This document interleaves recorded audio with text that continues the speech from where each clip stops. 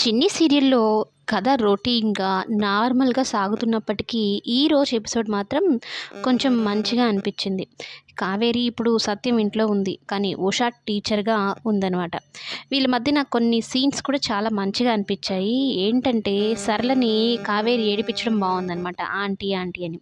అయితే భోజనానికని వస్తారా, అప్పుడు కూడా మామూలు కావేరి ఏంటి అన్నిట్లోనూ పద్ధతిగా అలా ఉంటుంది కదా! కానీ కావేరికి క్వైట్ ఆపోజిట్ అనమాట ఉష.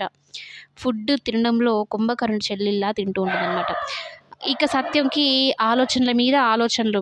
మా కావేరి ఎలా ఉండేది, రూపంలో కావేరిలాగా కనిపిస్తున్న మాట తీరు గానీ, ఇదంతా ఉష డిఫరెంట్‌గా ఉంది అన్నట్టు అనుకుంటూ ఉంటే, ఇంతలో చిన్ని వస్తుంది.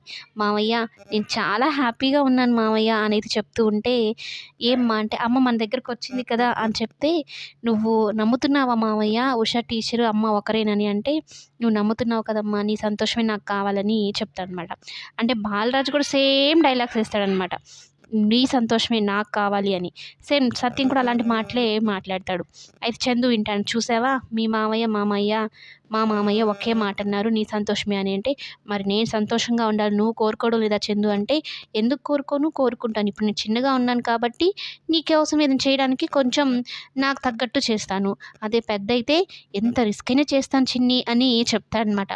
ఒక రకంగా సత్యంకి ఈక్వల్ చందు.